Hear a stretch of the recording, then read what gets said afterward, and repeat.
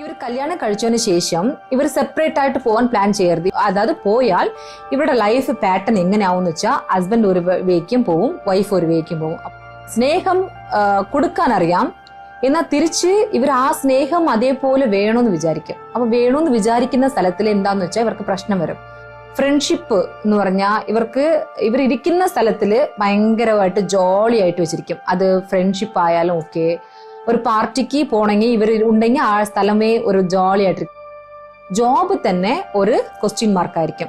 അതായത് may be അവർക്ക് age 35 or 40 ആയാലും ആ ജോബ് ഫേസിംഗിൽ അവർക്ക് സ്ട്രഗിൾസ് ഒരുപാട് ഏർപ്പെടും. പിന്നെ ഇവരുടെ ലവ് ലൈഫ് എന്ന് പറഞ്ഞാൽ ഇവർ ഒരു റിലേഷൻഷിപ്പിനെ ലവ് ചെയ്യുവാണെങ്കിൽ ഉറപ്പായിട്ടും അവരെ കല്യാണം കഴിക്കണം എന്നേ ഇവര് പ്രേമിക്കത്തുള്ളൂ. ആര് വന്നാലും ഇവരത് ബോധർ ചെയ്യത്തില്ല, എനിക്ക് ഈ ചെറുക്കനെ കിട്ടണം അല്ലെങ്കിൽ പെണ്ണിനെ കിട്ടണം. വെൽക്കം ടു NBC ജ്യോതിഷം. ഇന്ന് നമ്മൾ കാണാൻ പോകുന്ന ടോപ്പിക്ക് കർക്കടക രാശിക്കാരുടെ ക്യാരക്ടർ എങ്ങനെയാണെന്ന് കാണാം നമുക്ക്. ഇപ്പൊ കർക്കടക രാശി എന്ന് പറഞ്ഞാലേ അതിന്റെ അധിപൻ ചന്ദ്രനാണ്. അപ്പൊ എല്ലാവർക്കും അറിയാം ചന്ദ്രൻ എന്ന് പറഞ്ഞാലേ മനോകാരകനാണ്. അതായത് എന്തായാലും അവർ എമോഷണലി കണക്റ്റഡ്. അതായത് ഇരവും പകലും പോലെ. ഒരു ദിവസം അവരുടെ മൈൻഡ് ഓക്കെ സ്റ്റേബിൾ ആയിരിക്കും, ഒരു ദിവസം അവരുടെ മൈൻഡ് സ്റ്റേബിൾ അല്ലാതിരിക്കും. ഇങ്ങനെ ഡിഫറെന്റ് ആയിട്ട് അവരെ തന്നെ അവർക്ക് അനലൈസ് ചെയ്യാൻ കുറച്ച് ബുദ്ധിമുട്ടായിരിക്കുന്ന ഒരു രാശി എന്ന് പറഞ്ഞാൽ അത് കർക്കടക രാശിയാണ്. ഈ കർക്കടക രാശി സ്നേഹം എന്താണെന്ന് അറിയണമെങ്കിൽ നമുക്ക് കർക്കടക രാശിയുടെ ഒരു ഹെൽപ്പ്, സപ്പോർട്ട്, ഫ്രണ്ട്ഷിപ്പ്, വാട്ടെവർ അത് നമുക്ക് ആവശ്യമാണ്. അതായത് അത്രയ്ക്ക് അവർ സ്നേഹിക്കും. ഇപ്പം ഒരു കൂട്ടത്തിൽ നമ്മൾ നിൽക്കുവാണെങ്കിൽ ഒരു കുഞ്ഞ് വിളുന്നു എന്നാ ഫസ്റ്റ് ആർക്കാ പെയിൻ വരുന്നു വെച്ചാൽ ഈ കർക്കടക രാശിക്കാരിൽ ഓടിപ്പോയി ആ കുഞ്ഞിനെ എടുത്ത് അവർക്ക് ഫസ്റ്റ് എയ്ഡ് എന്തോ ഉണ്ട് അത് ചെയ്യും. അപ്പം അങ്ങനത്തെ ഒരു മനോ ക്യാരക്ടറാണ് ഈ കർക്കടക രാശി. ഭയങ്കര ബ്രില്യൻസ്, അതായത് ഒരു ന്യൂ ടെക്നോളജിക്കൽ. ഞാൻ ഇരിക്കുന്ന മെഡിസിൻ ഡിപ്പാർട്ട്മെന്റ് അല്ല, നമ്മളുടെ അസ്ട്രോണമർ ഡിപ്പാർട്ട്മെന്റ് ഇല്ല, സയന്റിസ്റ്റ് ഡിപ്പാർട്ട്മെന്റ്, എന്തായാലും അതിൽ ഞാൻ ജോലി ചെയ്യുന്നില്ല. പക്ഷെ എനിക്ക് ഇതില് ഇനി മേക്ക് ഇറ്റ് ന്യൂ വെർഷൻ അങ്ങനെ കണ്ടുപിടിക്കുന്ന ക്യാരക്ടറൊക്കെ ഇവർക്ക് ഒരു ന്യൂ വെർഷനെ ഉരുവാക്കും. അവർക്ക് ആ കപ്പാസിറ്റി ഉണ്ട്. അതായത് നമ്മള് ഇതിൽ ഇരിക്കുന്നതിൽ നമ്മൾ ഒന്നും ചെയ്യണ്ട, പക്ഷെ നമ്മളൊന്ന് കണ്ടുപിടിക്കണം, നമ്മളൊന്ന് ബിൽഡ് ചെയ്യണം, അങ്ങനെയൊക്കെ ആഗ്രഹിക്കും. Self pretending. ഇവര് എപ്പോഴും തന്നെ കുറിച്ചും ഞാൻ ഹാപ്പി ആവണം, പക്ഷെ എനിക്ക് അതൊരു ലയബിലിറ്റി ആയിട്ട് ഇരിക്കരുത്, ഒരു ബേർഡൻ ആയിട്ട് ഇരിക്കരുത്. അറ്റ് ദ സെയിം ടൈം അത് ഞാൻ ജോലി ചെയ്യണം, ഏൺ ചെയ്യണം എന്നാൽ അതൊരു ഭാരമായിട്ട് എനിക്ക് തലയിൽ ഇരിക്കാത്ത പോലെ ഒരു ജോലി ചെയ്യണം എന്ന് ഇവരെ ആഗ്രഹിക്കും. ഇപ്പൊ പൊളിറ്റീഷ്യൻസ്, പിന്നെ വലിയ പദവികൾ ഇരിക്കുന്നവരൊക്കെ ഈ കർക്കടക രാശിയിൽ ഇവർക്ക് റിലേറ്റഡ് ആയിട്ട് ഒരുപാട് പേര് നമുക്ക് കാണാൻ പറ്റും. ഇവർക്ക് സ്നേഹം കൊടുക്കാൻ അറിയാം, എന്നാൽ തിരിച്ച് ഇവർ ആ സ്നേഹം അതേപോലെ വേണമെന്ന് വിചാരിക്കും. അപ്പൊ വേണമെന്ന് വിചാരിക്കുന്ന സ്ഥലത്തിൽ എന്താന്ന് വെച്ചാൽ ഇവർക്ക് പ്രശ്നം വരും. ഇവർക്ക് എമോഷണൽ ആയിട്ട് നമ്മൾ എങ്ങനെയാണോ നമ്മൾ റിഫ്ലക്ട് ചെയ്യുന്നത് അതേപോലെ നമുക്ക് വേണമെന്ന് വിചാരിക്കും, എന്നാൽ അവർക്ക് അത് മാത്രം കിട്ടത്തില്ല. സം പേഴ്സൺ അതേപോലെ കിട്ടിയാൽ ഓക്കെയാണ്, ഇവർ ഭയങ്കര ഹാപ്പി ആയിരിക്കും. സം പേഴ്സൺ അത് കിട്ടാതെ ഇവരെ ഒരുപാട് കഷ്ടപ്പെടുത്തും. ഇവർക്ക് തോന്നും ഞാൻ ഇത്രമാത്രം ഒരുപാട് നല്ല സ്നേഹം കൊടുക്കുന്ന ഒരു വ്യക്തിയാണ്, പക്ഷെ എനിക്ക് തിരിച്ച് അങ്ങോട്ട് കിട്ടുന്നില്ല എന്ന് പറഞ്ഞാൽ ഒരുപാട് സങ്കടപ്പെടും. അതും ഒരു സർട്ടൻ പീരീഡ് ആണ്. ഇവർ ആഴത്തും ഇങ്ങനെ പറച്ചിലൊന്നും പറയാനൊന്നും പോവില്ല. ഇവരെല്ലാം ഇവർക്ക് എന്ന് പറഞ്ഞാൽ ഒരു സ്ഥലത്തിൽ പ്രശ്നങ്ങൾ ഉണ്ടാവുകയാണെങ്കിൽ നമ്മൾ ഫൈറ്റ് ചെയ്യും, പക്ഷെ ഇവർ ഫൈറ്റ് ചെയ്യില്ല നിന്ന്. ഇവർ അത് സ്കിപ്പ് ചെയ്തിട്ട് പോകും. അതായത് നമ്മളിപ്പോൾ ഇവിടെ നിൽക്കേണ്ട, ഭയങ്കര സൈലന്റ് പേഴ്സൺ ആയിരിക്കും. എല്ലാം ഇങ്ങനെ തുറന്ന് സംസാരിക്കുന്ന പേഴ്സൺ അല്ലാതെ ചില പേർഡ്സ് കട്ട് ചെയ്ത് അങ്ങനെ പോകുന്ന പേഴ്സൺ ആയിരിക്കും നമ്മൾ കാണാൻ പറ്റും ഇതിൽ. ഫ്രണ്ട്ഷിപ്പ് എന്ന് പറഞ്ഞാൽ ഇവരിയ്ക്കുന്ന സ്ഥലത്തില് ഭയങ്കരമായിട്ട് ജോളി ആയിട്ട് വെച്ചിരിക്കും. അത് ഫ്രണ്ട്ഷിപ്പ് ആയാലും ഓക്കെ, ഒരു പാർട്ടിക്ക് പോണെങ്കിൽ ഇവർ ഉണ്ടെങ്കിൽ ആ സ്ഥലമേ ഒരു ജോളി ആയിട്ടിരിക്കും. ഇവർക്ക് ഒരുപാട് ഫ്രണ്ട്ഷിപ്പ്, ഈ ചെറുപ്രായം മുതലേ ഇവർക്ക് ഫ്രണ്ട്ഷിപ്പ് ഒക്കെ ഒരുപാടിരിക്കും. ആ ഫ്രണ്ട്ഷിപ്പിൽ പോലും ഹാണസ്റ്റ് ആയിട്ടിരിക്കണമെന്ന് വിചാരിക്കും.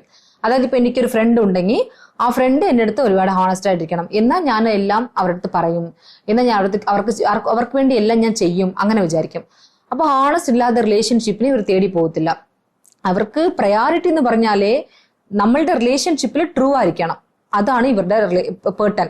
ട്രൂ അല്ലെങ്കിൽ ഇവർക്ക് ഇൻപെർഫെക്ഷൻ എന്ന് പറഞ്ഞാൽ ഇഷ്ടമല്ല. ഇവരിപ്പോ ഒരു ജോലി ചെയ്യാൻ പോകുന്ന വെച്ചാൽ ആ ജോലിക്ക് ഇവരെ തക്ക പ്രയോറിറ്റി കൊടുക്കണം.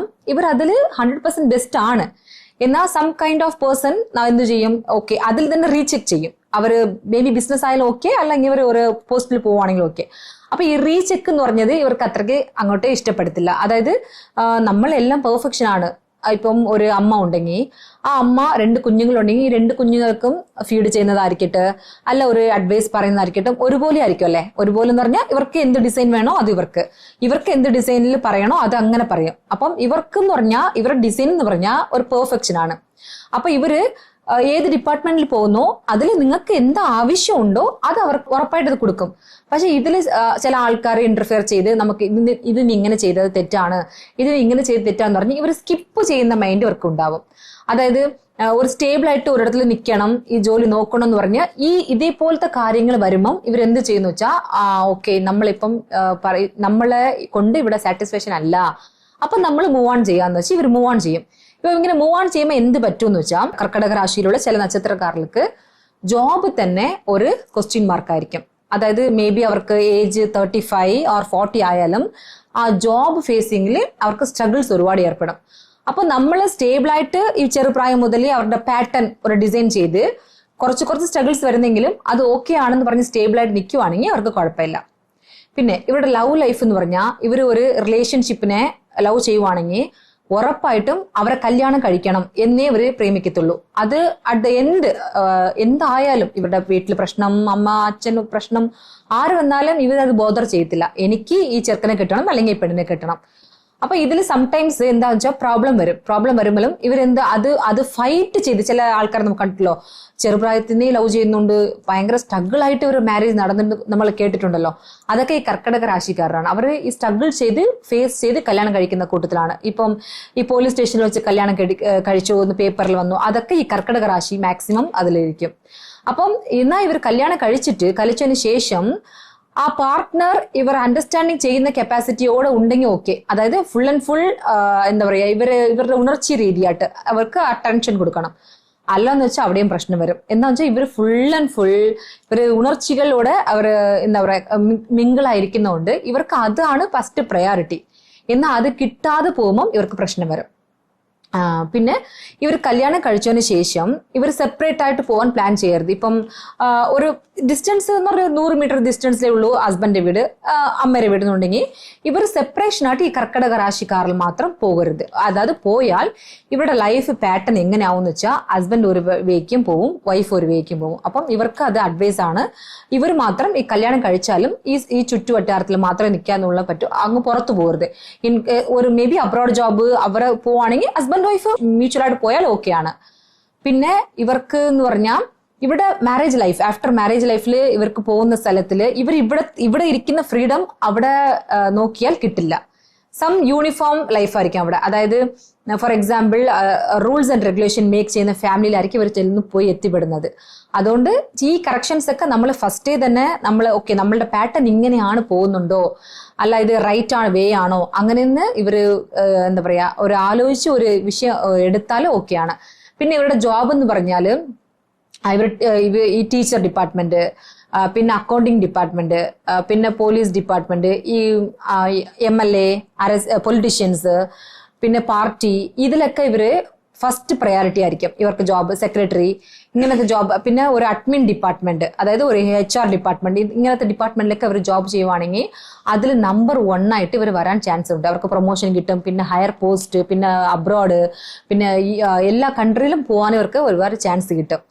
അപ്പം ഇവർക്ക് ഈ ഇവർ ഇമോഷണലി കണക്ട് ആകാതെ മാത്രം ഇവർ തന്നെ നോക്കിക്കൊണ്ടാൽ, അതായത് മറ്റുള്ളവർ നമ്മളെ കഷ്ടപ്പെടുത്താൻ നമ്മൾ ആരും ഇല്ല, നമ്മൾ തന്നെ നമ്മളെ കഷ്ടപ്പെടുത്തുന്നു, അപ്പം അത് ഓക്കെ, അത് മാറ്റി വെക്കുക എന്നൊരു ധാരണ ഇവർ ഫിക്സ് ചെയ്ത് കഴിഞ്ഞാൽ പ്രശ്നം അങ്ങ് തീരും.